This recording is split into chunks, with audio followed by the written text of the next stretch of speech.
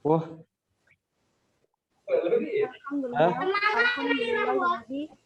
unzila fil Qur'an hudal linnas wa bayyinatin minal huda wa syarikalah wa asyhadu anna Muhammadan abduhu wa rasuluh. Amma ba'd.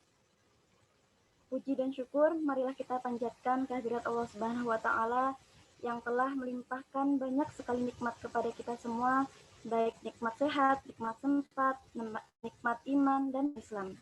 Sehingga kita dapat bertatap muka secara virtual ini dalam keadaan sehat walafiat.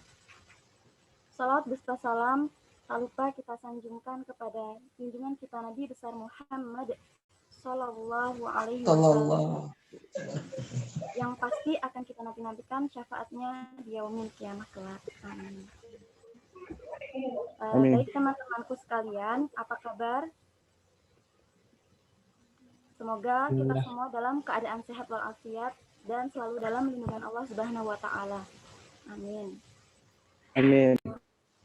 Baik, perkenalkan saya Zahratul Mukarramah, mahasiswi Bahasa dan Sastra Arab Fakultas Agama Islam Universitas Ahmad Dahlan Yogyakarta yang sekarang sedang menempuh di semester 4, alhamdulillah.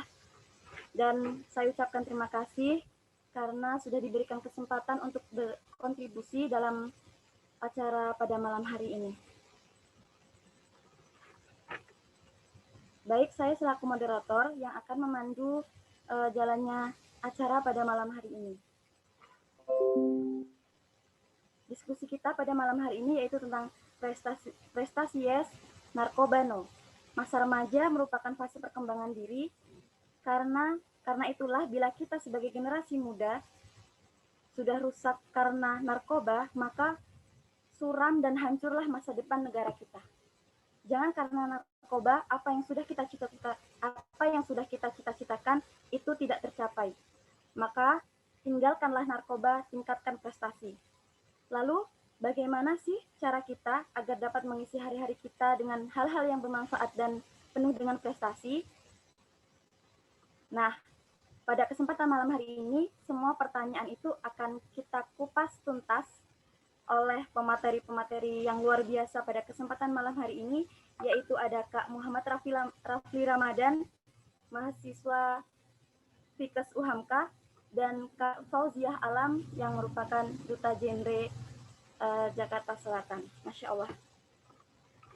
Baik, berhubung pemateri kita sudah hadir di hadapan kita semua, dan nanti di sesi pertama, teman-teman sekalian, pemateri akan menyampaikan materinya, masing-masing diberikan waktu 20 menit, kemudian dilanjutkan dengan sesi tanya jawab. Sebelum memasuki acara inti, saya akan membacakan CV dari pemateri pertama kita, yaitu Muhammad Rafli Ramadan. Nama Muhammad Rafli Ramadan, tempat tanggal lahir Sukanegara 18 Desember tahun 2000, alamat Sukanegara, Bangunrejo, Lampung Tengah, moto hidup, Ishkariman Aumut Syahidan. Kemudian ada riwayat pendidikan, tahun 2005 sampai tahun 2007 TK Aisyah Bustanul Atfal, tahun 2007 sampai tahun 2013 SD Muhammadiyah Sukanegara, tahun 2013 sampai tahun 2015 SMP Muhammadiyah 1 Bangunrejo, tahun 2016 sampai tahun 2019 SMA Muhammadiyah 1 Metro, kemudian tahun 2019 sampai sekarang Universitas Muhammadiyah Profesor Dr. Hamka. Yang selanjutnya ada riwayat prestasi. Tahun 2016 juara 2 lomba cepat-tepat SMA SMK MA Selampung. Kemudian juara 1 putra lomba lintas alam Volta Pala ke-7 Sesumbaksel. Tahun 2013 peraih medali perunggu lomba musabaqah Fahmil Quran Olimpiade Ahmad Dahlan Perguruan Muhammadiyah tingkat nasional. Contact information, di situ ada nomor HP-nya ya, teman-teman bisa melihat sendiri Instagram-nya kemudian nomor WhatsApp-nya, ada emailnya, bisa teman-teman lihat sendiri.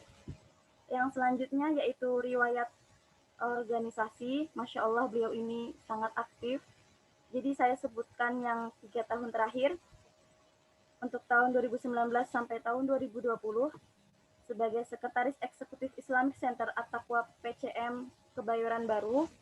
Tahun 2020 sampai 2021 Ketua Bidang TKK Pimpinan Komisariat IMM Tikes UHAMKA Jakarta Selatan. Kemudian tahun 2020 sampai tahun 2021 anggota bidang 3 keilmuan Himakesmas UHAMKA. Yang selanjutnya ada riwayat pengkaderan. Itu teman-teman bisa baca ya, itu sangat banyak sekali. Saya bacakan yang 3 tahun terakhir. Dari tahun 2018 ada Diklat DSC Kuarda HW Metro. Kemudian tahun 2019 PKTM 2 PDIPM Ring Sewu. Tahun 2013 PKTM 3 Pimpinan Wilayah IPM Lampung. Kemudian tahun 2020 ada DAD IMM Tikes UHAMKA, LKTD Hima Kesmas, dan yang terakhir pelatihan dan pendampingan DAI Perkotaan LPCR PWM DKI Jakarta. Tadi kedengeran Mbak, kita ngomong kayak gitu kedengeran. Lah, aku lupa kalau tanpa menunggu waktu yang lama lagi, saya persilahkan kepada Kak Muhammad Rafli Ramadan selaku pemateri yang pertama untuk memaparkan materinya. Silakan. Cek apakah suaranya terdengar jelas? Terdengar, Kak. Jelas. Bismillahirrahmanirrahim. Terima kasih atas waktunya kepada moderator. Bismillahirrahmanirrahim. Wahayyikum bitahiyatil Islam, tahiyatun min ahlil jannah, tahiyatun fiha salam, salamun qawlan min rabbir rahim, thumma assalamualaikum warahmatullahi wabarakatuh. Waalaikumsalam. Waalaikumsalam. Waalaikumsalam warahmatullahi wabarakatuh. Alhamdulillahilladzi biyadihil azimatul umur wa maqaliduha wa biiradatihi usulil asbab wal musabbabati wa mafatiha wa tabaraka man lam yushrikhu fil khalqi war rizqi wa tatsbiri ahadun minal alamin wa asyhadu an la ilaha illa didda wa la zahir wa la mu'in amma ba'du. Alhamdulillah teman-teman sekalian, marilah kita senantiasa panjatkan puji syukur kehadirat Allah Subhanahu wa taala yang pada kesempatan kali ini kita masih diberikan kenikmatan yang luar biasa sekali, sehingga dalam Al-Qur'an surat An-Nahl ayat 18 dijelaskan wa in ta'uddu ni'matallahi la tuhsuha. Jika salah seorang dari hambaku menghitung atas nikmat yang telah kuberikan, maka kita tidak akan mampu untuk menghitungnya, tidak akan mampu untuk mengkalkulasikannya. Salawat berbingkaikan salam semoga tetap tercurah pada uswah hasanah kita Nabiullah Muhammad sallallahu alaihi wasallam yang kelak kita nantikan syafaatnya di yaumil kiamah. Amin. Selain Al-Qur'an, yang mampu memberikan syafaat kepada kita adalah Nabiullah Muhammad sallallahu alaihi wasallam. Oleh karena itu, kita dianjurkan untuk senantiasa memperbanyak salawat pada baginda Rasulullah sallallahu alaihi wasallam. Baik teman-teman semua, terima kasih atas waktu yang telah diberikan, atas kesempatan yang luar biasa sekali sharing-sharing bersama teman-teman semua, bersama teman-teman. Ini ada teman-teman dari Jogja, teman-teman dari Lampung, teman-teman dari DKI Jakarta. Terima kasih atas waktu yang luar biasa ini. Izinkan saya sedikit menyampaikan beberapa materi mengenai kalau tema besarnya ini mungkin teman-teman tidak asing lagi mengenai narkoba prestasi yes. Nah, insya Allah nanti akan lebih bahas, kita membahasnya akan lebih nanti akan untuk narasumber kedua insya Allah akan menyampaikan mengenai prestasi-prestasi generasi muda, kemudian peran seorang generasi muda, peran seorang mahasiswa atau pelajar dan sebagainya. Nah, mungkin kalau dari saya pribadi menyampaikannya lebih ke perspektif Islam, kemudian dampak, kemudian sedikit sebenarnya ini narkoba ini benar-benar memang tidak ada manfaatnya atau ada manfaatnya. Nah, ini mungkin nanti sedikit kita kulik, sedikit kita bahas. Baik, terima kasih kepada moderator. Ini moderator yang luar biasa sekali, kolega saya dulu waktu pendidikan menengah atas, pendidikan SMA, walaupun memang berbeda, kan tapi memang kita disatukan dalam organisasi yang alhamdulillah membawa kita sampai saat ini menjalin silaturahim dengan baik. Alhamdulillah beliau sekarang sedang menempuh pendidikan di Fakultas Agama Islam Universitas Ahmad Dahlan Yogyakarta. Terima kasih saya ucapkan. Dan bisa next. Nah, mungkin dalam hal ini kita akan sedikit membahas hal-hal yang berkaitan dengan ya seputar tentang narkoba, seputar tentang perspektif Islamnya atau pandangan Islam mengenai narkoba, ya undang-undangnya, kemudian pencegahan dan lain sebagainya. Karena waktu kita terbatas, ya kita sedikit singkat-singkat saja, sedikit ya sharing-sharing, nanti akan lebih diperdalam ke diskusi sesi tanya jawab.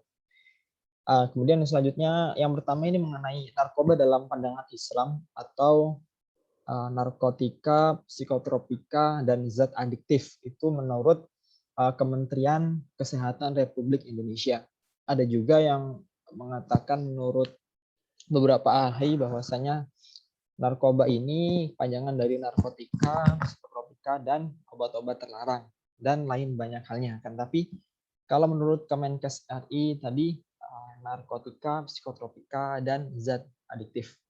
Nah, dalam Islam sendiri mungkin teman-teman sudah tidak asing, mungkin teman-teman juga ya dengan asumsinya, dengan persepsinya sudah jelas gitu kan, bahwasanya narkoba ini mendatangkan bahaya baik bagi diri sendiri ataupun bagi lingkungan.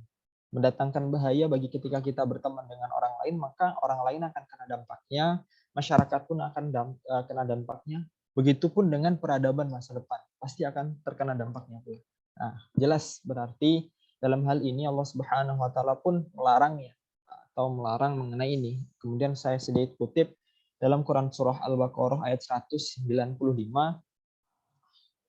Di situ dijelaskan bahwasannya kurang lebih teman-teman bisa melihatnya di layar, wa'unfiqu fi sabilillah, dan belanjakanlah harta bendamu di jalan Allah Subhanahu wa taala.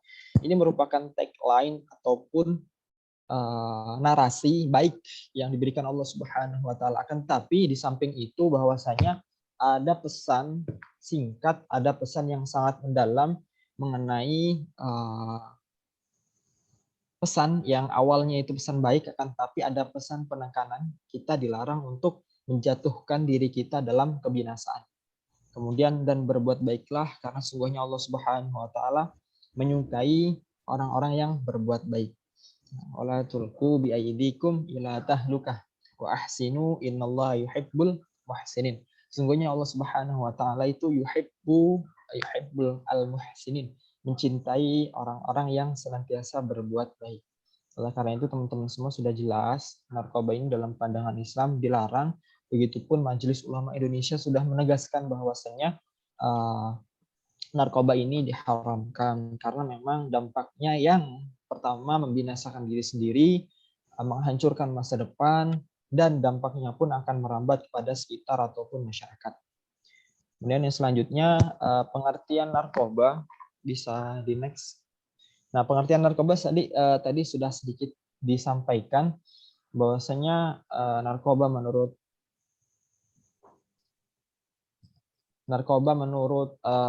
Kemenkes RI tadi dijelaskan ya mengenai narkotika, psikotropika, dan zat adiktif atau juga yang sering kita dengar dengan nafza.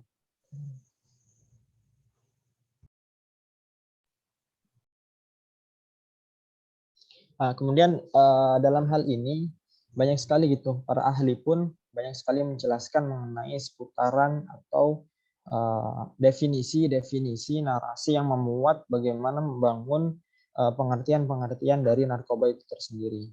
Yang pada intinya bahwasanya narkotika, psikotropika, zat adiktif, terus zat yang berbahaya ataupun zat-zat yang memang di situ bukan berarti untuk dimainkan, bukan berarti untuk kita gunakan atau kita salah gunakan.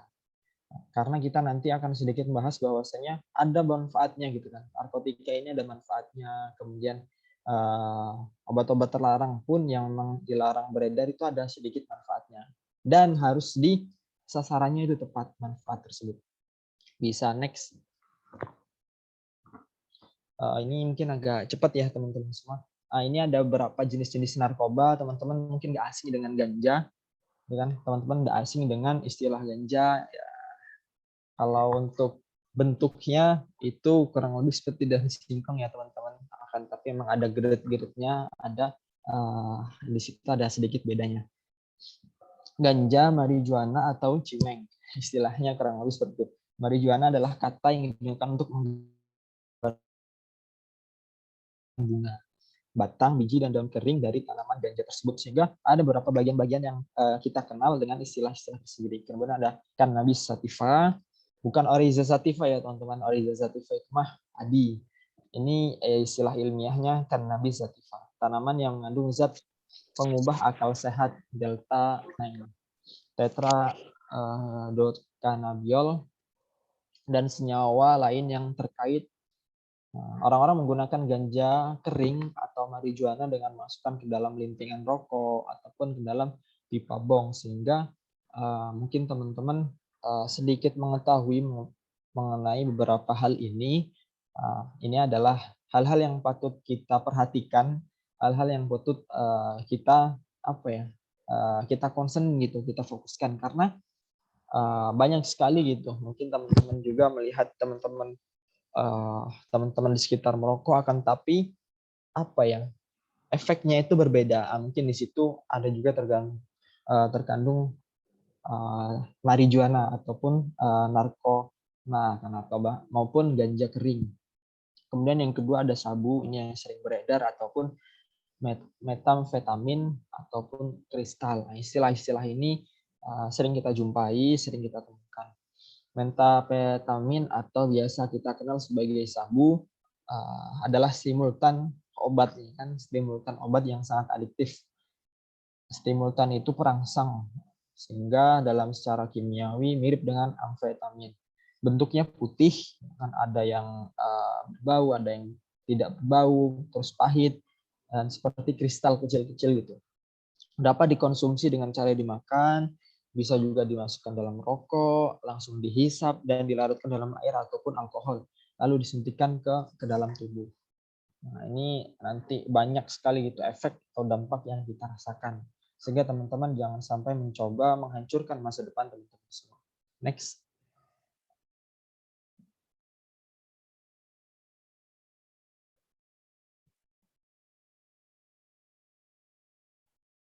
Bisa di next, Kak.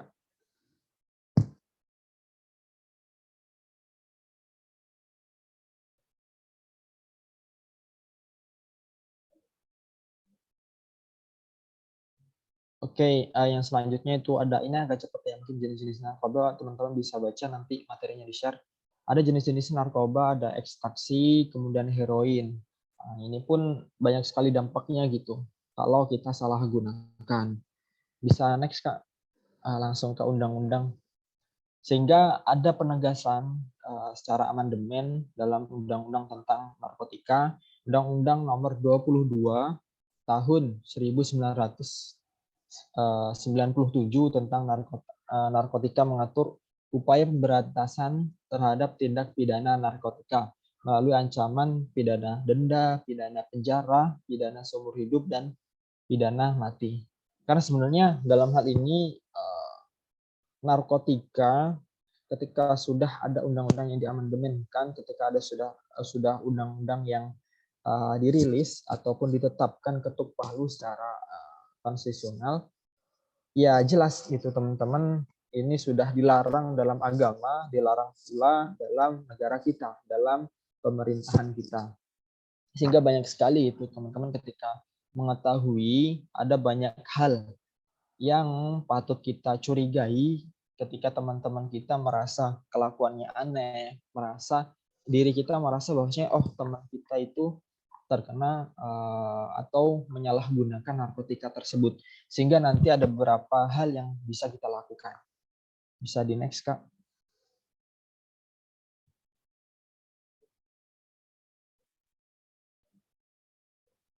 Kemudian selanjutnya bahaya dan dampak narkoba gitu. Secara umum, secara global, secara general gitu teman-teman. Penyalahgunaan narkoba dapat memberi efek peningkatan frekuensi denyut jantung, irama jantung tidak teratur, kemudian penyempitan pembuluh darah, peningkatan tekanan darah. Kondisi ini sangat dapat meningkatkan risiko terjadinya gangguan aliran darah ke otot jantung yang akhirnya mengakibatkan serangan jantung. Itu sangat bahayanya dan dampak narkobanya terhadap sistem tubuh kita, sistem organ kita, sehingga memang dalam Islam pun sangat menegaskan dilarangnya ataupun menyalahgunakan hal ini sangatlah dilarang. Kemudian yang selanjutnya dalam hal ini perlu kita ketahui mengenai bahaya dan dampak-dampak yang lainnya.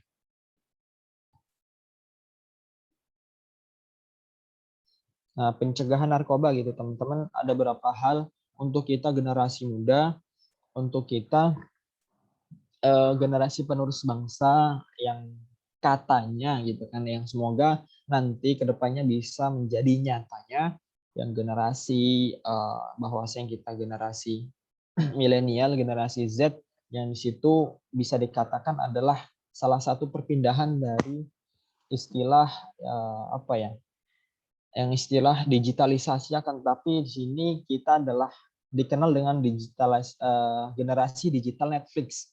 Bahwasanya segala sesuatu itu secara instan dapat kita temui, secara instan dapat kita akses gitu teman-teman. Sehingga kita berbeda dengan era digital yang sebelumnya. Kita serba cepat gitu, serba instan. Kita pun mau makan, ya ada juga makanan yang secara instan, akan tapi hal-hal yang secara instan tersebut tidaklah baik itu ketika kita dikonsumsi secara terus-menerus. Nah, sehingga dalam hal ini kita sebagai agent of change, moral force, social control, dalam hal ini kita perlu memperhatikan gitu. Kita generasi muda untuk mencegah narkoba tersebut. Yang pertama itu selektif dalam pergaulan. Dalam Islam pun menegaskan kita disuruh ataupun dianjurkan untuk bergaul dengan orang-orang soleh. Mungkin teman-teman semua sering mendengar istilah ya ketika kita berteman ya bertemanlah harus KTP. Bisa secara instan. Itu pun nggak baik. Oke, lanjut gitu. Mengenai selektif masih belum nih. Mengenai selektif dalam pergaulan dalam Islam pun ditegaskan gitu. Ada analogi mungkin teman-teman sering mendengarnya, bertemanlah dengan tukang parfum. Maka kita akan mendapatkan wangiannya gitu, walaupun kita tidak mempunyai parfum tersebut. Tapi jangan kita berteman dengan pandai besi, walaupun kita nggak melakukan apa yang membuat sabit, membuat cangkul, kita nggak melakukan aktivitas sebagai seorang pandai besi. Tapi ketika kita berdekatan, maka kita akan kecipratan, maka kita akan terkena dampaknya, terkena cipratan apinya. Maka yaitu bisa mengakibatkan diri kita pun terkena bahaya-bahayanya ataupun terkena jeleknya lah. Oleh karena itu dalam Islam menegaskan kita dianjurkan untuk mencari pergaulan yang baik. Ya, cari teman yang soleh, cari teman yang solehah. Ada juga nanti yang ketika kita mempunyai teman yang soleh dan solehah, maka kita akan ditolong oleh teman kita ketika kita masuk neraka. Tapi jangan sampai naudzubillah ketika kita mempunyai teman yang soleh dan solehah, maka kita akan ditolong satu sama lain dengan teman-teman kita yang semasa hidupnya saling mengajak kepada kebaikan, ya ngaji bareng, diskusi bareng tentang kebaikan, atau bahkan menghafal Quran bareng dan sebagainya. Kemudian yang kedua, memperkuat pertahanan spiritual. Nah, ini spiritual, religiusitas. Ini hal-hal yang memang patut kita kedepankan gitu teman-teman, karena ketika kita sudah mempunyai benteng agama yang baik, ketika kita sudah mempunyai pondasi yang kokoh, maka hal-hal yang lain pun akan mampu dibangun secara teratur, akan dibangun sangat mudah gitu ketika pondasi kita sudah kokoh. Dan ketiga, berpikir jangka panjang. Ketika kita ingin melakukan hal-hal kebodohan, hal-hal kejelekan, maka berpikirlah fakir qabla an ta'zim, berpikirlah sebelum bertindak, berpikirlah terlebih dahulu secara jangka panjang gitu. Apakah ini akan berdampak baik kepadaku, berdampak baik kepada temanku atau tidak? Apabila tidak ada dampak atau bahkan memberikan dampak buruk dan jelek, maka kita harus meninggalkannya. Kemudian yang keempat ada jangan sampai kita untuk mencobanya. Nah, teman-teman jangan sampai gitu. Teman-teman boleh banget itu tahu ilmunya, boleh banget tahu hal-hal yang berkaitan seputar tentang narkoba ini, kan, tapi jangan sampai teman-teman untuk mencobanya, karena kalau kita sudah mencobanya maka di situ ada kandungan apa yang buat kita untuk kecanduan. Makanya jangan sampai teman-teman untuk mencobanya. Kemudian yang selanjutnya memiliki hobi dan aktivitas yang positif. Nah, pasti teman-teman punya hobi masing-masing ya. Pasti ada hobi yang dikatakan hobinya baik ataupun hobinya dikatakan ya hobi-hobi gabut dan lain sebagainya. Tapi cobalah kita dorong, kita lebih cenderung kepada aktivitas hobi atau aktivitas-aktivitas yang memberikan dampak kepada kita kebaikan. Bisa next.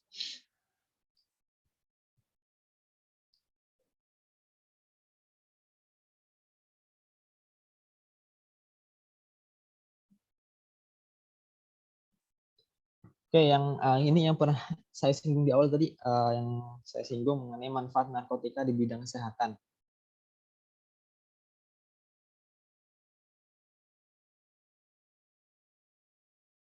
Yang pertama itu ada ganja, teman-teman. Ganja itu ada obat untuk kanker, AIDS, sklerosis, glukoma, dan epilepsi. Akan tapi yang saya katakan manfaat narkotika di bidang kesehatan itu ada beberapa regulasi yang perlu kita perhatikan gitu. Dan tidak boleh sembarang orang untuk melakukannya ataupun sembarang orang untuk menggunakannya. Sehingga ada beberapa aturan-aturan yang perlu kita perhatikan. Itu pun ada orang khusus yang boleh untuk melakukannya. Kemudian ada kokain, amfetamin, heroin. Nah, ini ada beberapa manfaat-manfaatnya. Bisa next, nanti teman-teman bisa baca untuk kita bisa bahas lebih lanjut lagi. Nah, ini ada beberapa quotes dari Kurt Cobain. Ini adalah salah satu penyair, salah satu penyanyi juga. Yang jelas ini bukan orang Indonesia gitu. Beliau mengatakan dalam bahasa Inggris ya, cuman saya udah translate, semua narkoba adalah pemborosan waktu. Mereka menghancurkan ingatan Anda dan harga diri Anda dan segala sesuatu yang sejalan dengan harga diri Anda. Maka jangan sekali-kali kita mencoba untuk menggunakan narkoba, mencoba untuk menyalahgunakan narkoba tersebut. Bisa next. Oke, mungkin cukup sekian yang bisa saya sampaikan mengenai seputar ya sedikit definisi, jenis-jenis, dampak, pencegahan, dan mungkin hal-hal yang sedikit berkaitan dengan kehidupan kita, kemudian konsep dalam Islam mengenai narkoba itu seperti apa. Mungkin cukup sekian, saya akhiri. Billahi fisabil haq fastabiqul khairat. Wassalamualaikum warahmatullahi wabarakatuh. Saya kembalikan ke moderator. Waalaikumsalam warahmatullahi wabarakatuh. Terima kasih diucapkan untuk Kak Rafli selaku pemateri yang pertama. Baik, yang selanjutnya ini kita meningkat yang pemateri yang kedua ya teman-teman. Jadi sebelum ke inti acara, sebelum pemateri menyampaikan materinya, saya akan menyampaikan CV dari pemateri kita yang kedua, yaitu Kak Fauziah Alam.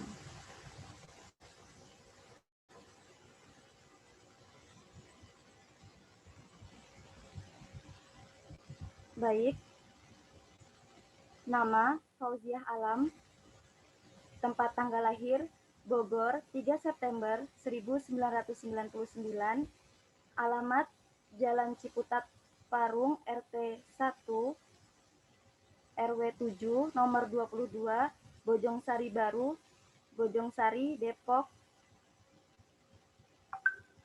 Hobi, football, dancing, and singing. Emailnya alamfauziah7@gmail.com. Untuk phone numbernya, Instagram, dan Facebooknya teman-teman bisa lihat sendiri ya. Selanjutnya yaitu abilities personal. Yang pertama ada public speaking, critical thinking, communication, creativity, honest, hard work, quality, and friendly. Yang selanjutnya ada work experience. Yang pertama ada representative UHAMKA Formula U Day Thailand tahun 2020. Yang kedua ada internship in PT Nasional Andalan Service Bogor tahun 2018.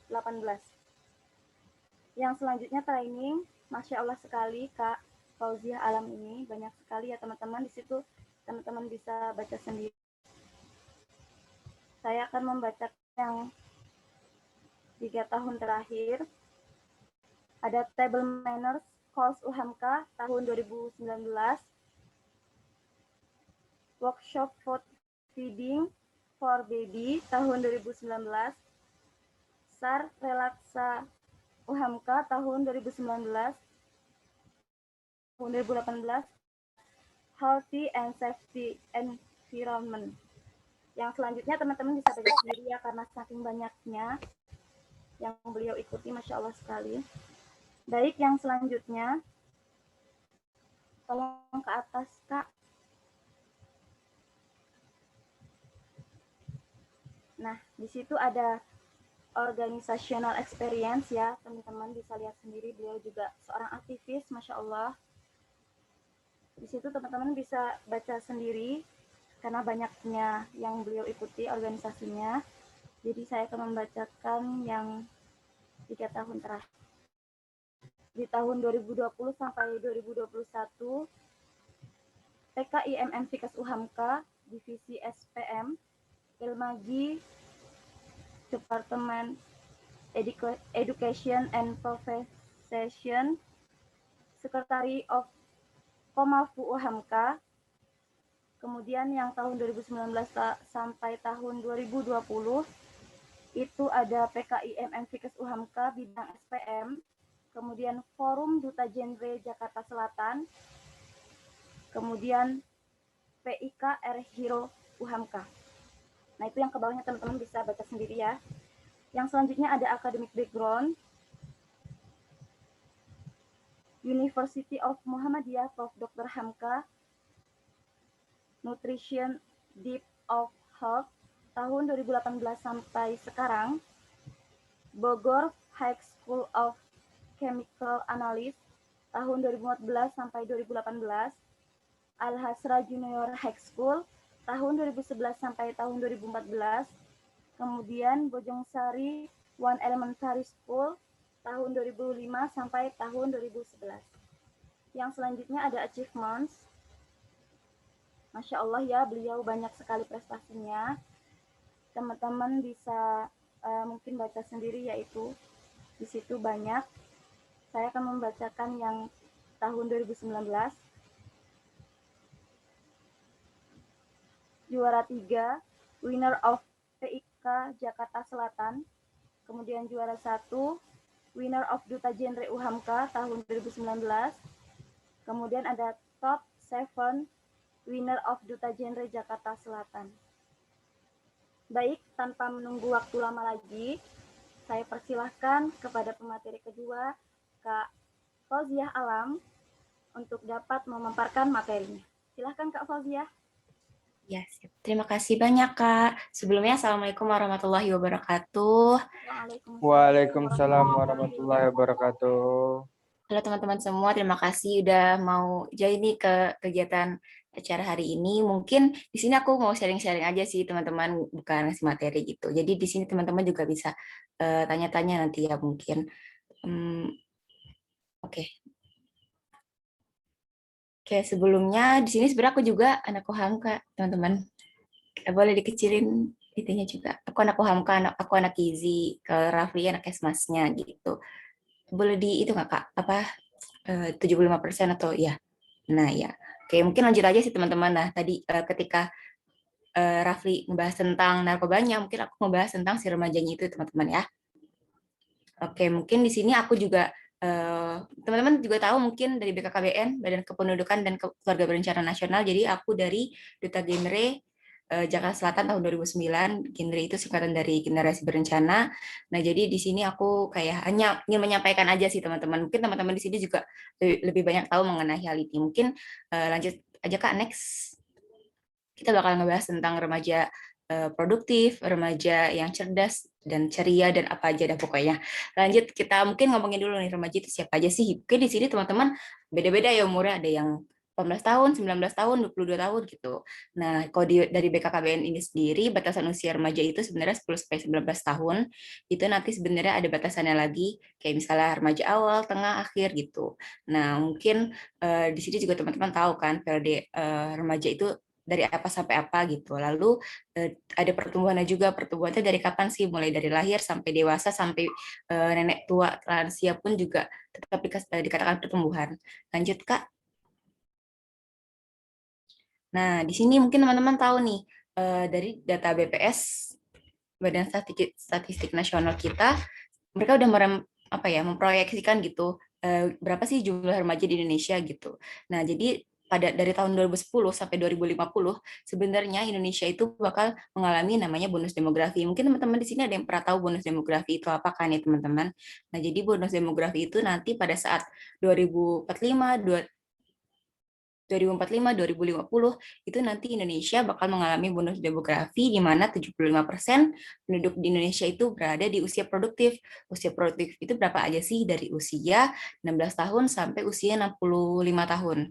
Nah, itu. Nah, next Kak. Nah, logikanya tadi 75% itu usia produktif, sisanya usia-usia lansia, usia-usia balita bayi gitu. Nah, nanti kenapa sih kalau misalnya efeknya apa sih sama Indonesia kalau di Indonesia itu mengalami bonus demografi? Sebenarnya di sini ada dua kemungkinan teman-teman. Ada yang namanya keuntungan, ada kerugian. Mungkin aku ngomongin dulu nih keuntungannya apa. Nah, keuntungannya itu potensinya pasti sumber daya manusia ini bertambah. Dan kedua yang pastinya jadi generasi penerusnya, aset penggerak bangsa Indonesia sendiri. Nah, tapi harus seperti apa sih biar bisa kita mencapai keuntungan itu atau potensi itu? Ya pasti ada syaratnya ya. Di sini ada kita menyebutnya remaja yang berkualitas gitu. Nah, konsekuensinya apa sih? Ya, pastinya remajanya itu harus sehat, harus terdidik, harus berkarakter gitu, teman-teman. Nah, ini secara keuntungannya. Kalau Indonesia berhasil mendapatkan bonus demografi itu. Nah, tapi bisa jadi malah menjadi bencana ke Indonesia, menjadi kerugian. Di mana? Kalau misalnya kita sendiri, teman-teman, aku juga masih remaja, teman-teman, kalau kita sendiri nggak berkualitas, kita sendiri nggak berkarakter, kita sendiri nggak terdidik, nggak sehat, itu malah bakal menjadi bumerang bagi Indonesia. Logikanya gini, ketika 75% warga Indonesia remajanya itu usia produktif yang berkualitas baik banget, Indonesia bakal mencapai bonus demografi yang mana Indonesia sendiri bakal bisa dibilang, mungkin kalau di negara maju aku tidak tahu juga, tapi bisa jadi Indonesia itu mencapai negara yang lebih baik daripada sebelum-sebelumnya. Kita masih negara berkembang, tapi intinya adalah Indonesia bakal mengalami perubahan gitu. Kalau usia-usia produktifnya ini apa sih namanya berkualitas gitu teman-teman. Lanjut Kak. Nah, darah muda darahnya para remaja pasti tahu kan teman-teman lagunya apa gitu. Nah, mungkin di sini tahu nih, teman-teman bisa baca juga nih. Teman-teman tuh seperti apa sih sebenarnya di rumah? Seperti apa sih teman-teman di sekolah? Mungkin sini ada yang kuliah juga, ada yang kerja juga. Gimana sih teman-teman gitu? Apa sih teman-teman ngelakuin sehari-hari gitu? Apakah nongki-nongki, nongkrong-nongkrong, atau tawuran, atau anak-anak gaul zaman now gitu, ngikutin mode fashion zaman ini gitu.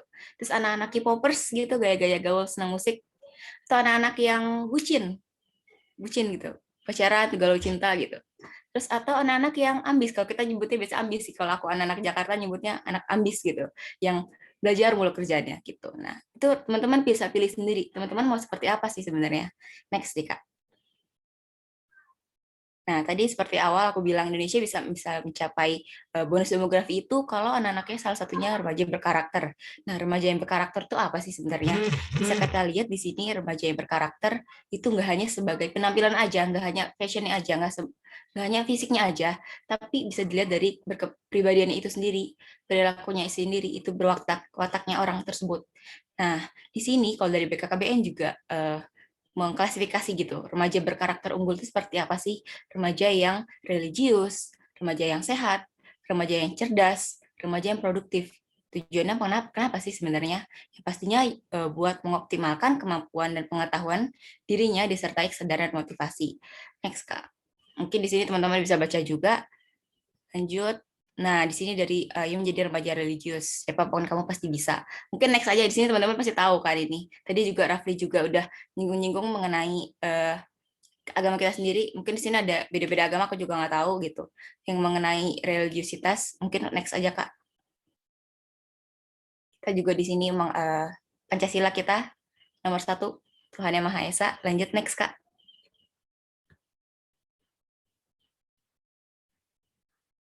Next aja Kak. Ini agama.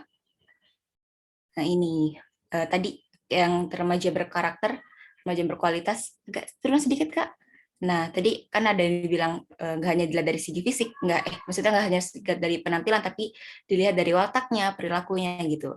Nah ini ada salah satunya yaitu kita disarankan untuk hati-hati dalam bersikap, dalam berkata gitu. Nah karena apa ya, kayak apa yang kita ucapkan, apa yang kita omongkan itu bisa menjadi cerminan diri kita sendiri gitu mungkin teman-teman. Next Kak. Nah, lanjut ada terus berusaha, jangan putus asa, bersyukur, jangan lupa gitu. Nah, mungkin teman-teman udah tahu juga ya teman-teman. Pentingnya apa sih kita tetap harus bersyukur?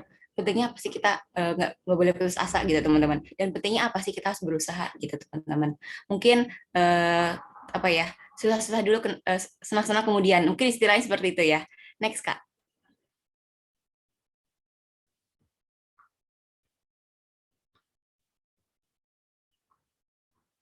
Halo. Kak, next.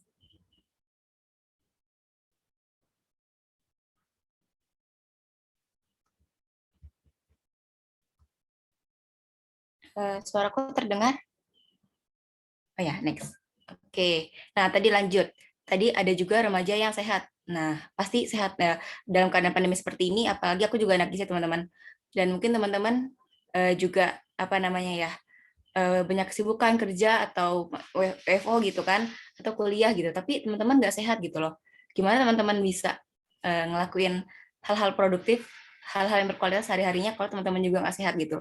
Teman-teman juga harus pintar manage waktu teman-teman, gimana caranya teman-teman bisa tetap sehat, tetap bugar, biar apa ya, apalagi dalam keadaan pandemi seperti ini ya, udah rentan banget gitu. Intinya benar-benar sehat itu dibutuhkan banget, makan sayur, makan buah, itu penting banget teman-teman. Next, Kak. Lanjut.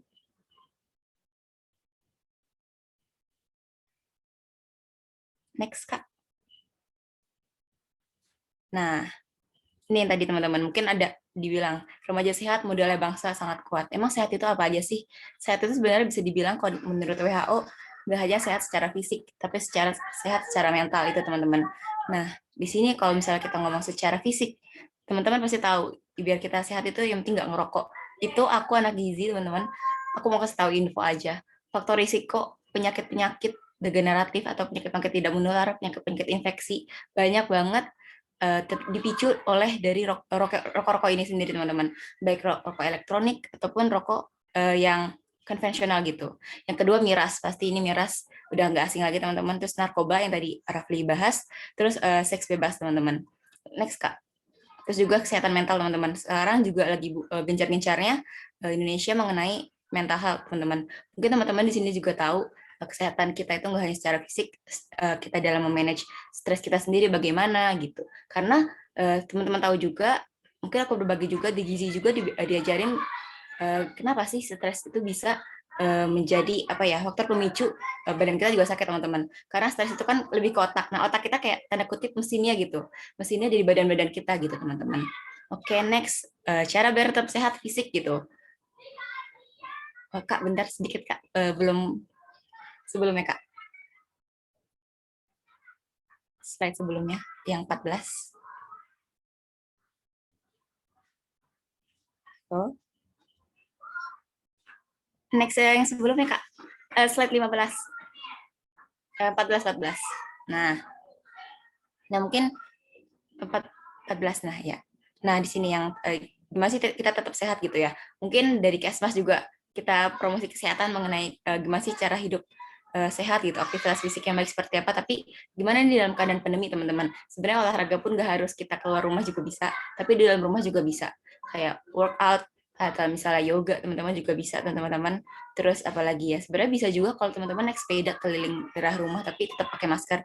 Mungkin ini teman-teman juga paham ya mengenai gimana sih kita tetap bisa beraktivitas fisik dengan tetap melakukan protokol kesehatan. Terus kita jangan lupa sarapan. Oh ya benar teman-teman. Mungkin di sini teman-teman ada yang nggak terbiasa sarapan, tapi aku mau kasih tahu aja, dibiasakan sarapan teman-teman. Karena sarapan itu benar-benar penting banget buat mengoptimalkan kinerja otak kita teman-teman. Terus makan asuh atau makan aman, sehat atau halal. Kalau di gizi bilangnya makan isi piringku. Nah itu teman-teman. Terus jangan banyak begadang. Nah siapa nih di sini teman-teman yang kerjanya atau kuliahnya begadang gitu?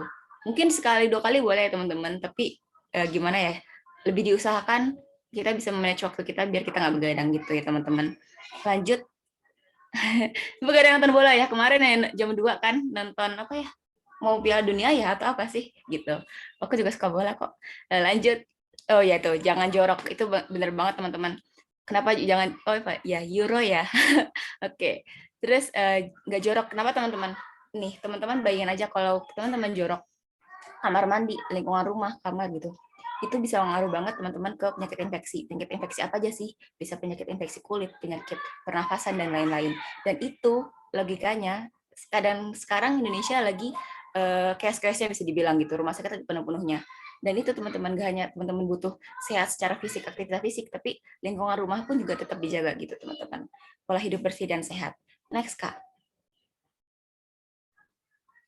Nah, ini mungkin next juga tadi udah mirip-mirip. Slide 16, Kak.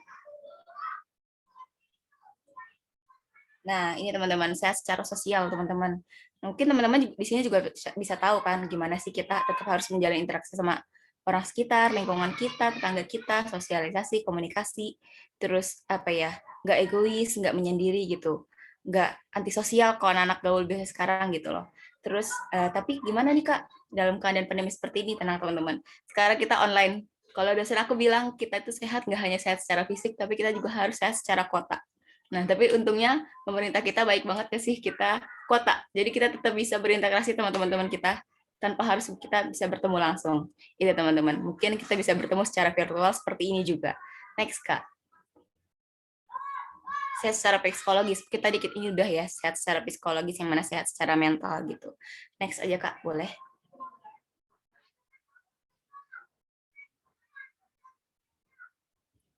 Kak, next.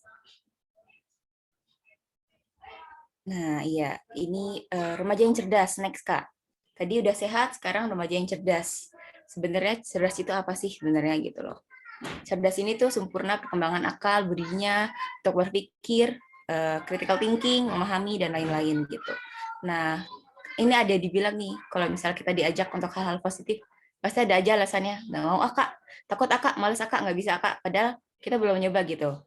Nah, terus teman-teman di sini, itulah maksud aku ya, usahakan teman-teman tanam, apalagi masa remaja ya teman-teman. Kalian mikir aja gitu loh, bonus demografi kita nih yang nentuin tuh bisa dibilang kita loh teman-teman. Negara Indonesia yang bisa dibilang yang pemegangnya nanti itu kita gitu loh. Gimana kalau misalnya saat ini kita mau malas-malasan, nanti kita tahun 2030, 2045 kita mau jadi apa gitu teman-teman. Indonesia siapa yang megang kalau kualitas remajanya aja malas gitu loh.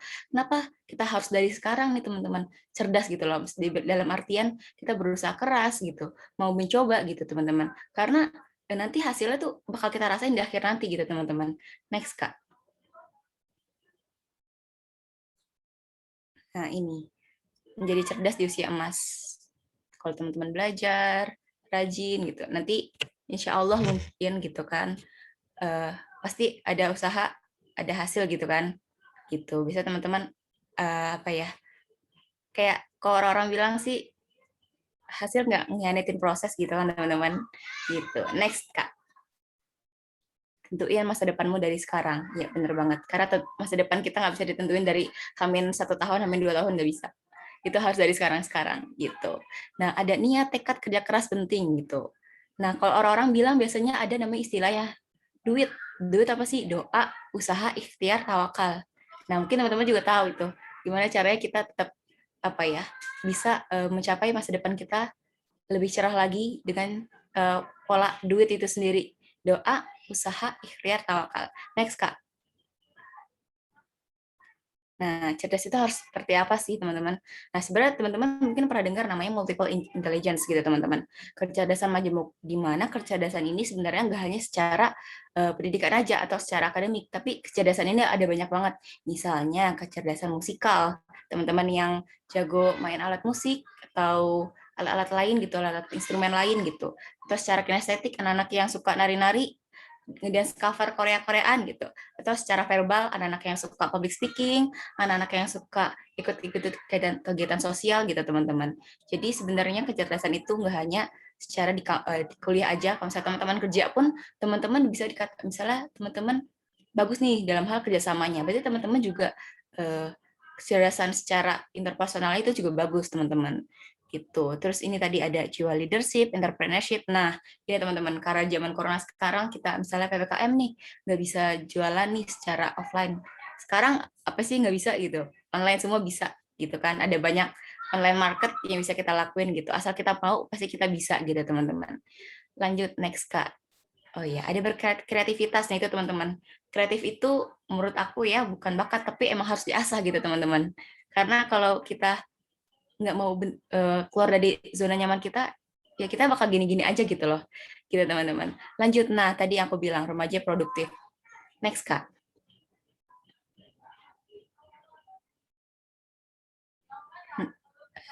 Ya, remaja produktif itu apa sih Kak sebenarnya gitu? Produktif itu sendiri sebenarnya kemauan kuat berkarya dan banyak mendatangkan hasil. Nah, bisa yang mana teman-teman di sini kalau remaja produktif bisa untuk belajar memanage waktu teman-teman, terus melakukan hal-hal kegiatan positif, mengasah skill teman-teman, soft skill, hard skill teman-teman gitu. Dan pasti kita bisa bermanfaat nih buat teman-teman. Kalau misalnya kita nggak bisa bermanfaat se-Indonesia, setidaknya kita bisa bermanfaat bagi lingkungan kita sendiri. Kita bisa bermanfaat buat keluarga kita sendiri gitu teman-teman. Next Kak.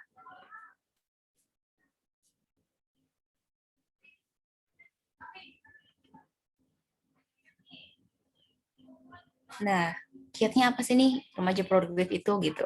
Mungkin bisa dibilang kita dari awal dulu nih, dari bawah dulu nih gitu kan.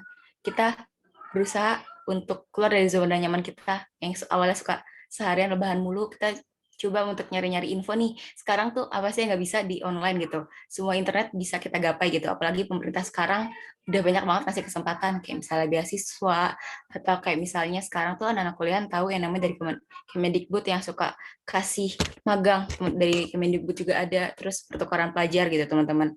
Cobalah untuk melakukan hal-hal yang apa ya menurut teman-teman yang kalian nggak biasa lakuin, cobalah gitu hal-hal positif itu nggak salah untuk teman-teman lakuin gitu loh. Terus apalagi melakukan perubahan, inisiatif, berwawasan dan belajar dan bangun ini maksudnya adalah terus bangun ya teman-teman, terus bergerak, terus aktif gitu, nggak putus asa. Kalau misalnya teman-teman jatuh, bangkit lagi aja terus gitu.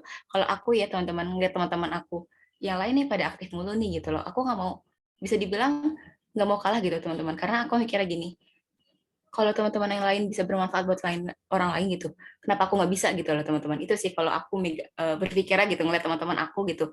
Dan tadi kan Rafli bilang lingkungan kita juga ngaruh sama diri kita sendiri gitu teman-teman. Nah itu teman-teman, sekarang kalau menurut aku pribadi ya, milih-milih teman tuh nggak boleh mungkin, cuman milih-milih lingkungan yang benar-benar yang nggak kasih toxic ke kita itu menurut aku penting banget sih teman-teman gitu. Next Kak.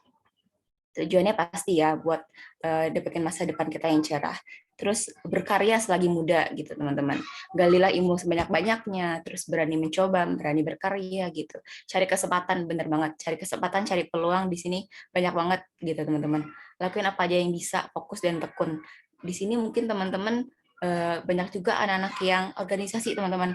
Dan itu aku ngerasa banget itu relasinya apa ya benar-benar berguna. Mungkin nggak bermaksud sombong, aku mau kasih contoh. Waktu itu tahun 2020 aku jadi perwakilan kampus aku Hamka ke Thailand di acara Melayu Day. Itu aku dari mana sih? Aku dari tahu info itu dari IMM gitu loh.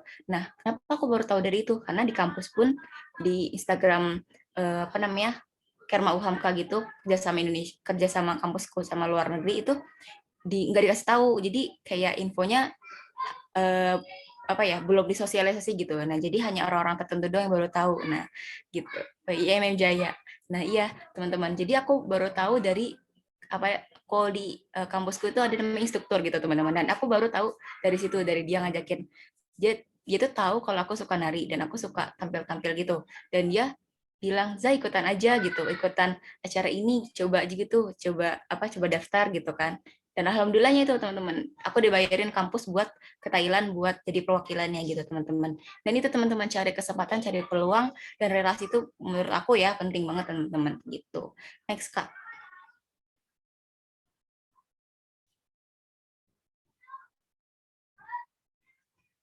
Halo Kak, next. Oke, terakhir. Jadilah remaja yang punya iPad BB. Kalau orang-orang BKKBN, orang-orang genre bilangnya iPad dan BB. Kenapa sih iPad dan BB? Jadilah remaja yang punya iman, remaja yang teguh pendiriannya, cerdas secara akademis atau non-akademis juga bisa, multiple intelligence, dharma bakti, bermasyarakat, dan berkarakter. Mungkin itu ya teman-teman, sekian dari aku. Terima kasih banyak. Semoga sharing-sharing kita bermanfaat. Kalau misalnya ada yang mau tanya-tanya, silahkan. Silahkan dikembalikan kepada moderator. Terima kasih diucapkan untuk Kak Fauziah Amal atas pemaparan materinya yang sangat luar biasa sekali ya teman-teman. Baik, untuk selanjutnya yaitu sesi tanya jawab. Jadi karena keterbatasan waktu untuk sesi tanya jawab ini dipersilahkan untuk 2 orang penanya ya, dan yang sudah bertanya di room chat silahkan bisa open mic untuk menanyakan pertanyaannya secara langsung. Silahkan teman-teman. Halo Kak Rafli, Assalamualaikum warahmatullahi wabarakatuh. Waalaikumsalam warahmatullahi wabarakatuh. Siapa nih yang nanya nih? Oke, Saudi Funapsi, Ismi Dodi Berlian, Ana Jitumin Lampung. Saya mengikuti Ikatan Mahasiswa Muhammadiyah di universitas saya, Universitas Muhammadiyah Pringsewu Lampung, Kak. Jadi gini, Kak, saya ingin bertanya. Nih, kenapa penerapan hukum mati saja tidak bisa menurunkan tingkat penyalahgunaan narkoba? Dan apakah pelaku-pelaku narkoba atau pelaku-pelaku minum-minuman keras seperti itu harus dihukum di penjara, harus dipenjarakan atau dihukum mati? Apakah ada cara lain seperti rehabilitasi dan sebagainya? Kayak gitu, Kak. Oke, siap. Ini langsung dijawab atau ditampung dulu, Ibu moderator? Dijawab aja Kak. Langsung ya. Oke, Jawab, Kak, jawab. Oke, terima kasih nih pertanyaannya dari Dodi, dari IMM Pringsewu ya. Pertanyaan yang mungkin cakupannya ini cukup berat karena mengenai regulasi, mengenai peraturan perundang-undangan yang tadi sempat disebutkan gitu. Apakah hukum tindak pidana mati dipenjarakan itu mampu untuk mengurangi? Kemudian yang kedua, apakah ada jalan keluar lain, misalkan rehabilitasi untuk pengguna narkoba atau penyalahguna narkoba? Ini ada beberapa hal yang perlu kita perhatikan gitu. Ada penyalahgunaan pengguna narkoba, ada gembong narkoba atau pengedar narkoba, mafia, dan lain sebagainya. Istilah-istilah itu perlu kita perhatikan bersama, atau perlu kita cari referensi definisi secara makna itu seperti apa. Nah, untuk secara regulasi perundang-undangan, hukum tindak pidana mati, hukum penjara memang sudah ada aturannya. Tadi sudah sedikit membaca mengenai hukuman tindak pidana mati yang pada akhirnya ini pernah menjadi perdebatan, pernah menjadi kontroversi bahwasanya kalau dihukum mati maka akan menyalahgunakan hak asasi manusia atau tidak sesuai dengan hak asasi manusia.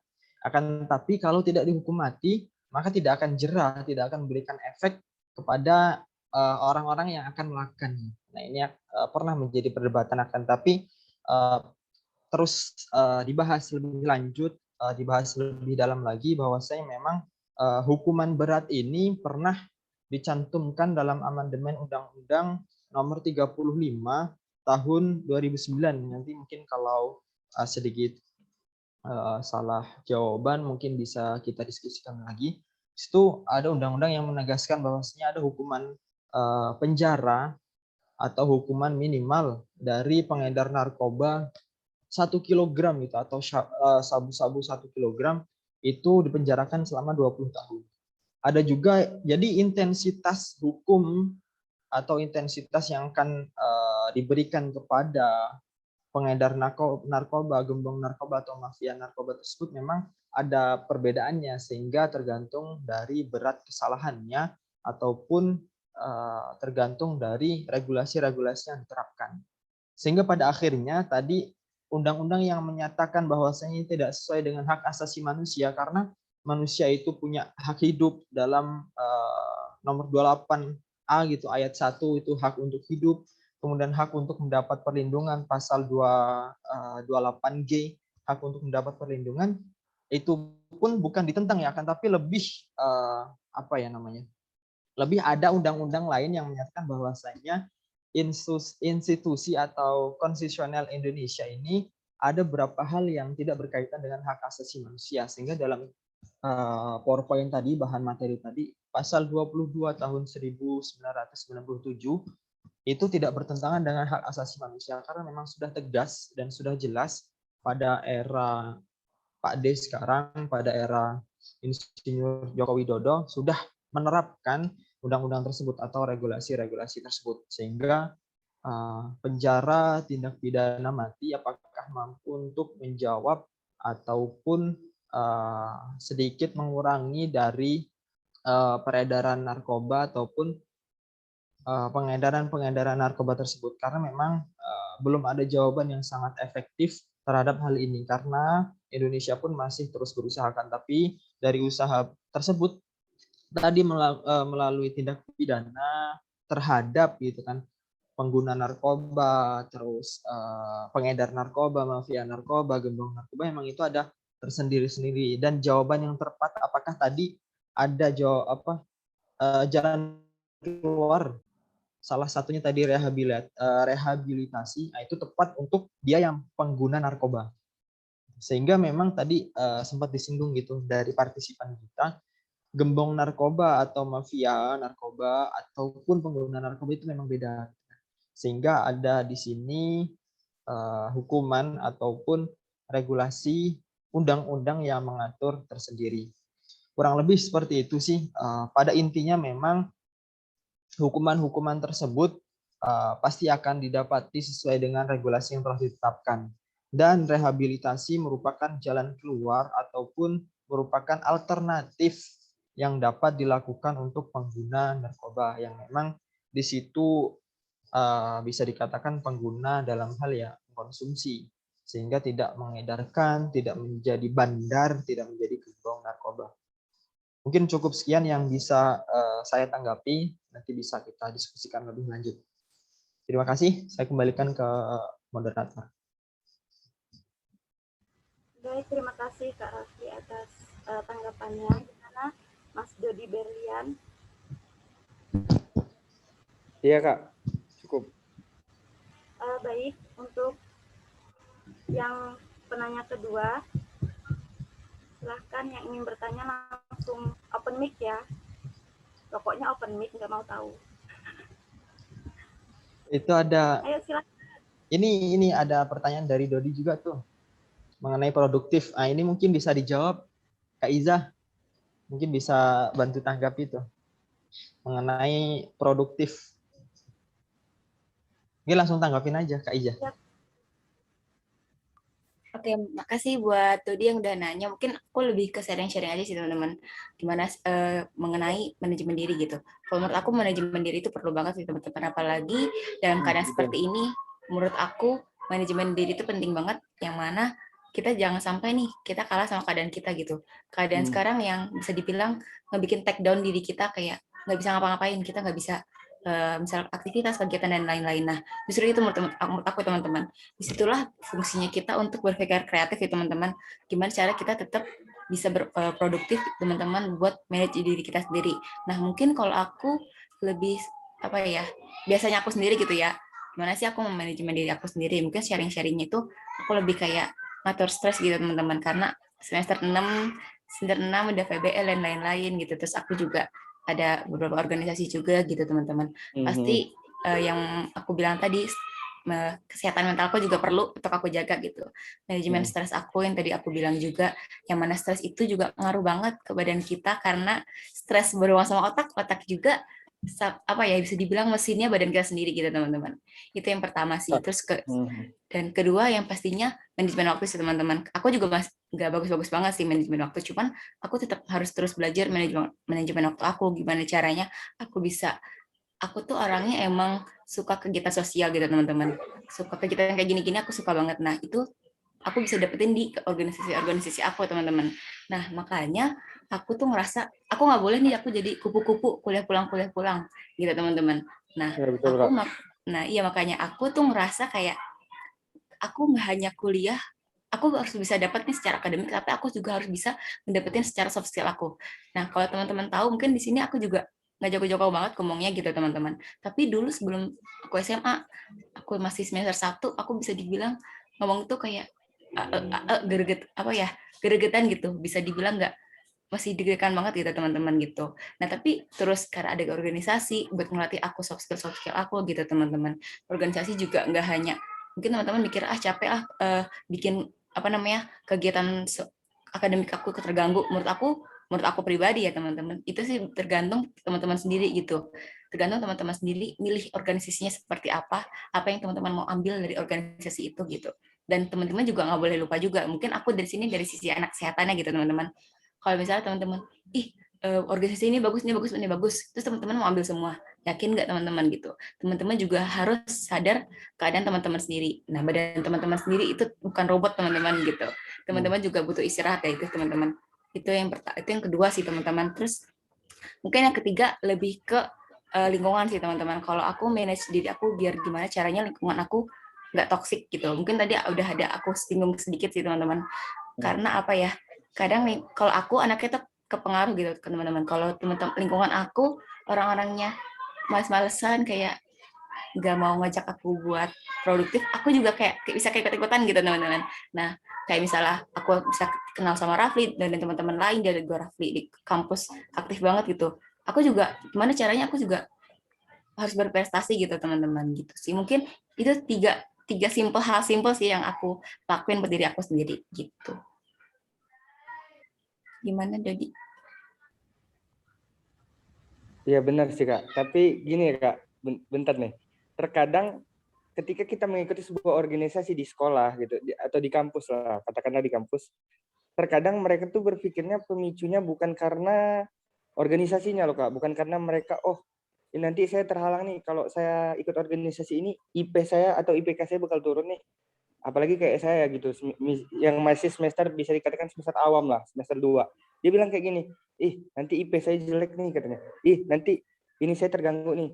Terkadang tuh seperti itu Kak, karena mereka melihat bukan organisasinya yang dilihat, tetapi individu-individu atau oknum-oknum di organisasi itu sendiri yang telah lalai dalam menjalankan tugas. Nah, karena kan menurut saya gini loh, ketika tugas kita tuh berangkat kuliah atau kita dikuliahkan oleh orang tua, itu kan tujuan awal kita untuk wisuda, nilai bagus, dan mendapatkan pekerjaan. Tetapi kan untuk mendapatkan pekerjaan itu sendiri, menurut saya tidak cukup dengan kuliah saja loh Kak. Contoh kita berorganisasi.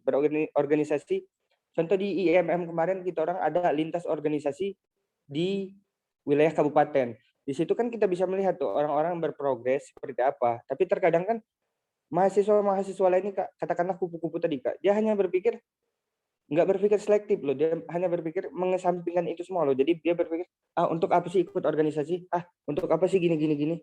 Nah makanya kadang disitulah Kak yang buat saya tuh terkadang pengen mengajak tapi mereka juga susah untuk diajak gitu loh. Mau aku kasih saran nggak? karena banyak yang cerita ke aku gitu. Aku kan di kampus instruktur gitu kan, dan aku tuh emang suka banget jadi instruktur karena aku bisa ketemu teman-teman baru. Kadang mereka tuh orangnya lebih dari aku gitu, kayak ada ya yang bisa ini, ada yang bisa ini gitu. Saran aku adalah kamu punya relasi, kalau misalnya kamu punya relasi itu yang kamu manfaatin gitu. Bisa dalam artian, dan bukan hal keburukan ya, tapi dalam hal kebaikan. Misalnya nih, tadi kamu mau ngajak teman-teman kamu gitu loh, biar ikutan misalnya organisasi gimana soft skill lah gitu. Kamu bisa bilang kamu misalnya kamu di anak IMM. Di IMM itu kan gak hanya sosial aja, dari pendidikannya juga bisa kan, dari RPK dan lain-lain. Di bidang misalnya kesehatan bukan, olahraga, seni budaya juga bisa teman-teman. Di bidang organisasian, bidor, itu teman-teman juga bisa ngelatih gimana caranya ngurusin teman-teman bidang-bidang lain gitu teman-teman. Menurut aku tuh manajerial itu yang dibutuhin kalau menurut aku pribadi ya, dan itu yang penting banget. Dan teman-teman tahu kakak aku juga udah pernah kerja teman-teman, dan itu benar-benar dibutuhin banget. Bener IPK juga dibutuhin teman-teman, cuman banyak juga faktanya zaman sekarang kalau IPK tinggi tapi teman-teman soft skill nggak ada, itu teman-teman nggak bisa ngapa-ngapain. Aku bukan yang menakut-nakutin sih, cuman itu yang senior-senior aku bilang gitu loh. Kenapa aku bisa kenal senior-senior aku ya? Aku bilang aku kenal mereka dari organisasi-organisasi, dan menurut aku itu sih pentingnya relasi gitu sih teman-teman. Ya, oke Kak, sarannya makasih loh. Oke. Wah, Masya Allah sekali ya. Terima kasih Kak Fauzia atas tanggapannya. Baik, kita lanjut ke penanya kedua, ya ini dari Bahri, dari UHAMKA. Beliau tadi menyampaikan tidak bisa open mic. Pertanyaannya ditujukan kepada Kak Rafli. Bagaimana sosialisasi dan edukasi tentang narkotika kepada anak usia sekolah dasar sampai dengan remaja di masa pandemi saat ini, yang mana jika anak tidak mendapat edukasi sejak kecil, maka ketika masuk masa remaja, anak itu akan penasaran dan mulai mencari tahu sendiri, yang mana hal itu bisa membuat remaja tersebut akan coba-coba karena penasaran. Jadi, bagaimana cara memaksimalkan pemberian edukasi tentang narkotika kepada anak-anak di masa pandemi? Silakan Kak Rafli untuk dapat menjawab pertanyaannya. Oke, pertanyaan yang luar biasa sekali nih dari kolega saya juga nih, dari Syafrul Bahri. Ya, semoga cepat sembuh, katanya suaranya habis ya kan. Semoga cepat diberikan kesembuhan dari Allah Subhanahu wa taala. Amin. Oke, pertanyaan yang mungkin teman-teman juga bisa memberikan asumsi, bisa memberikan perspektif masing-masing. Mungkin ini dari sikap aku pribadi mengenai pertanyaan tersebut gitu. Bagaimana cara memang kita untuk memaksimalkan edukasi terhadap anak-anak gitu di masa pandemi terutama. Memang banyak sekali dampak yang dapat kita rasakan gitu akibat pandemi COVID-19, termasuk dari dampak kesehatan ataupun dampak pengedukasi kita terhadap remaja, terhadap anak-anak ataupun terhadap masyarakat gitu, teman-teman. Kita sebagai generasi muda, generasi agen perubahan, memang banyak hal yang bisa kita lakukan karena memang kita adalah masa-masa produktif. Kita masih di masa-masa produktif gitu. Tenaga kita masih bisa dikatakan kuat, pemikiran kita masih tajam, atau analisis kita lebih tajam daripada analisis orang tua ataupun anak-anak kecil gitu. Sehingga iron stock, siap iron stock, itu termasuk gitu. Ada moral force, terus value dan lain sebagainya. Itu banyak istilah-istilah yang disematkan kepada generasi muda yang pada akhirnya memang syubbanul yaum rijalul pemimpin hari ini adalah masa muda hari ini, atau orang-orang muda, orang-orang yang sekarang produktif adalah pemimpin masa depan itu. Pemuda hari ini, pemudi hari ini adalah pemimpin di masa yang akan mendatang. Sehingga banyak hal yang bisa kita lakukan. Apa sih yang bisa kita maksimalkan dalam hal ini gitu, pengedukasian terhadap anak-anak kecil yang tadi sempat disebutkan sekolah dasar gitu. Sebenarnya apabila di masa pandemi ini, jadi ruang lingkup kita lebih keluar itu kan akan lebih tersekat atau terbatas, sehingga lebih banyak kita di rumah ataupun lebih banyak kita ya dalam ruang lingkup keluarga. Sehingga di ini ketika anak-anak kecil ataupun anak-anak yang tadi sekolah dasar yang paling tepat untuk mengedukasi memang dari ruang terkecilnya terlebih dahulu. Dan walaupun terkecil, tapi itu yang paling bermanfaat gitu, dari ruang lingkup keluarga. Sehingga kita sebagai generasi muda ataupun generasi perubahan tadi yang sering kita spotlight ataupun kita ingat, bahwasanya Al-Madrasatul Ula ataupun pendidikan pertama itu bisa disematkan kepada ibu kita atau disematkan kepada keluarga kita. Ruang lingkup kecil akan tetapi sangat bermanfaat bagi kedepannya. Hal yang bisa kita maksimalkan memang yang pertama kita memberikan edukasi, kita ya sebagai generasi muda kita memberikan edukasi kepada masyarakat. Ya, karena pandemi COVID-19 ini, maka dari edukasi yang mungkin secara langsung dapat kita lakukan atau dapat kita modifikasi mengenai platform digital. Bisa juga dengan menggunakan ya platform media sosial yang bisa kita manfaatkan sebaik mungkin gitu. Jadi kita bisa mengedukasi kepada anak kecil gitu ataupun anak sekolah dasar, karena yang paling mengerti karakteristik anak kecil ataupun mengenali sifat-sifat kekanak-kanakan adalah ruang lingkup keluarganya. Sehingga yang perlu kita perhatikan bahwasanya mari kita edukasi terlebih dahulu pada orang-orang yang di situ mampu untuk menelaah dari kata-kata kita, mampu untuk membangun gagasan-gagasan yang sudah kita berikan, ataupun memberikan narasi-narasi yang di situ bisa berpikir ulang gitu. Nah, itu yang bisa kita berikan kepada orang yang memang bisa membedakan antara yang benar ataupun yang salah. Karena terhadap anak-anak kecil ataupun anak-anak sekolah dasar kadang masih daya pikirnya itu belum mengarah kepada ini benar ini, belum mengarah oh ini salah. Kadang memang perlu bimbingan terlebih dahulu. Sehingga yang paling utama bisa kita lakukan adalah kita edukasi terhadap lingkungan sekitar, terhadap mungkin orang-orang yang mampu berpikir lebih dewasa. Nah, mungkin kemudian untuk anak-anak kecilnya siapa yang mampu untuk mengedukasi dari ruang lingkup terkecilnya, bisa keluarga, bisa orang tua. Sehingga beranjak dewasa itu mampu untuk mengenali istilah-istilah yang dilarang ataupun istilah-istilah yang mungkin tidak boleh untuk dicoba, tidak boleh untuk dilakukan. Yang pada akhirnya ketika beranjak dewasa, itulah tugas kita untuk saling berkontribusi bagi diri kita, bagi masyarakat, dan bagi bangsa. Mungkin yang bisa saya tanggapin seperti itu.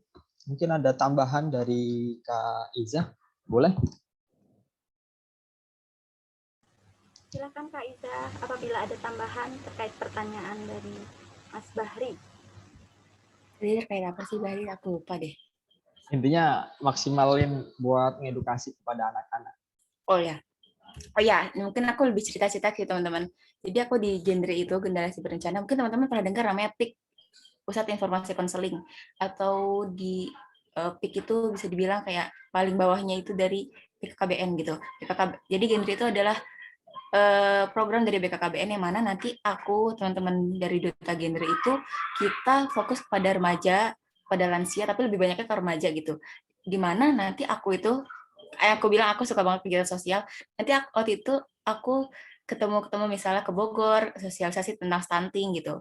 Terus aku sosialisasi mengenai Hari Anak Nasional gitu. Menurut aku ya teman-teman, KIE, kalau kita nyebutnya bisa KIE, Komunikasi, Informasi, dan Edukasi. Menurut aku itu penting banget. Kalau teman-teman tahu misalnya, orang-orang Jakarta, ya udah orang-orang yang bisa dibilang berpendidikan atau mereka paham lah mengenai informasi dan edukasi. Menurut aku enggak, teman-teman. Kalau teman-teman sadar, enggak hanya orang-orang Jakarta, teman-teman. Orang-orang sampai pelosok-pelosok pun, mereka juga banyak, menurut aku perlu dipaparin yang namanya edukasi informasi gitu. Nah, pentingnya kita sebagai remaja, teman-teman, apa ya, bisa dibilang kita sama remaja gitu, dari remaja oleh remaja untuk remaja. Nah, itu teman-teman yang bisa, kalau menurut aku ya, itu lebih gampang kita ngegait orang gitu ya teman-teman. Lebih gampang kita bisa mengedukasi mereka karena kita sama umur gitu loh. Jadi bisa dibilang bahasanya lebih bahasa anak gaul, bahasa kita sendiri gitu sih teman-teman. Menurut aku itu edukasi itu penting banget.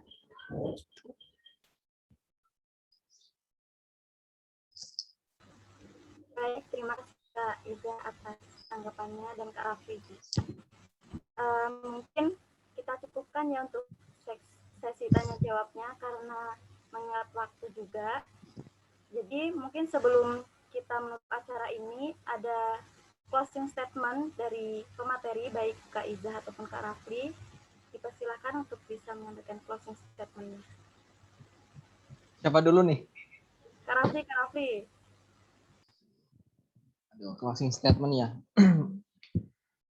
Pada akhirnya dan pada intinya yang akan menjadi point of view pada kali ini, pada diskusi kita hari ini, bahwasanya generasi muda, generasi perubahan akan memberikan dampak yang besar, ya walaupun memang usaha-usaha kecil yang bisa kita lakukan sekarang ini. Kan tapi perubahan besar itu tidak akan kita capai apabila kita belum melakukan perubahan-perubahan kecil. Nah, itu perlu teman-teman tanamkan. Jadi teman-teman jangan berharap langsung ada perubahan besar. Akan tetapi dipastikan dulu bahwasanya kita mampu untuk merubah atau dari perubahan-perubahan kecil tersebut. Syubbanul yaum rijalul ghad. Pemuda hari ini adalah pemimpin masa depan. Inna fi yadil syubbanil amru ummati wa fi aqdamiha hayataha. Jadi di tangan pemuda, di tangan teman-temanlah urusan umat, di tangan teman-temanlah urusan suatu bangsa, dan di kaki teman-temanlah kehidupan umat, kehidupan bangsa. Sehingga memang beban kita itu sangat besar.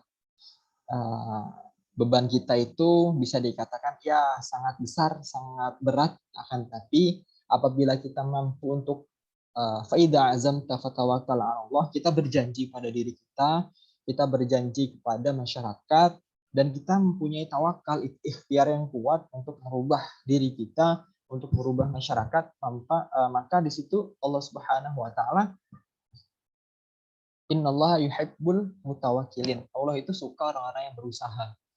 Allah itu suka orang-orang yang senantiasa bertawakal. Maka tidak ada balasan kebaikan kecuali pahala dari Allah Subhanahu wa taala. Tidak ada balasan yang pantas untuk orang-orang yang tidak bosan untuk melakukan kebaikan. Nah, teman-teman menjadi agen of change, agen perubahan, moral force gitu, agen ataupun stok-stok adab keumatan, moral value itu moral, nilai-nilai moral, iron stock atau stok generasi gitu kan, namanya iron kan besi yang itu kuat, yang ketika berkarat itu memang bisa rapuh, tapi kalau dirawat terlebih dahulu terus dilakukan maka kita akan terus bersih. Pada intinya jadilah pemuda yang terus memberikan dampak perubahan yang baik kepada pribadi, kepada sekitar, dan kepada masyarakat. Ini cukup sih dari aku pribadi. Oke, terima kasih Kak Rafli atas penyampaian closing statement-nya. Yang selanjutnya Kak Izah, silakan untuk bisa menyampaikan closing statement. Ya, mungkin aku singkat aja sih. Yang seperti Rafli tadi bilang, kita punya banyak beban teman-teman di remaja kali ini, karena mungkin aku bakal nyambungin ke tadi aku bilang bonus demografi, 75% usia produktif, bisa dibilang kita lah pemegangnya masa depan kita nanti, teman-teman. Tinggal teman-teman pilih mau teman-teman jadi remaja yang produktif, berkualitas, atau remaja yang males-malesan, generasi yang rebahan. Itu teman-teman. Silahkan, terima kasih.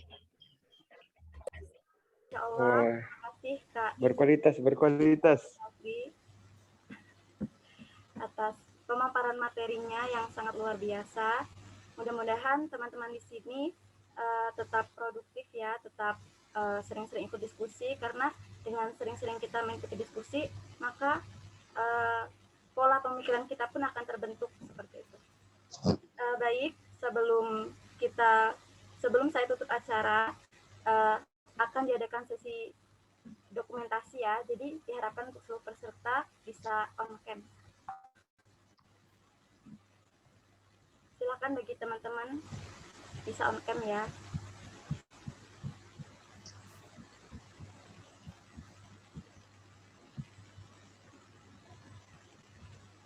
Oke.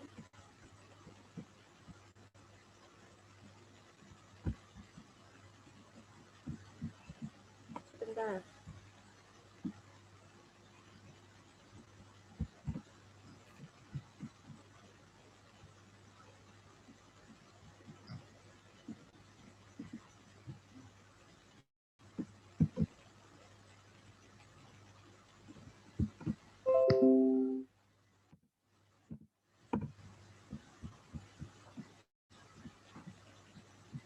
Baik, terima terima kasih untuk teman-teman semua yang telah meluangkan waktu dan berkenan hadir di acara diskusi pada malam hari ini.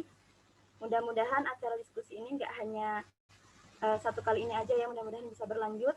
Karena melihat antusias teman-teman ini sangat luar biasa sekali. Mungkin Kak Rafli ya sebagai inisiatornya nanti bisa diadakan secara terus-menerus biar continue. Insyaallah, Baik, saya selaku moderator mohon maaf apabila terdapat banyak kesalahan dalam memandu acara pada kesempatan malam hari ini. Saya akhiri billahi fisabilil haq fastabiqul khairat. Wassalamualaikum warahmatullahi wabarakatuh. Waalaikumsalam warahmatullahi wabarakatuh.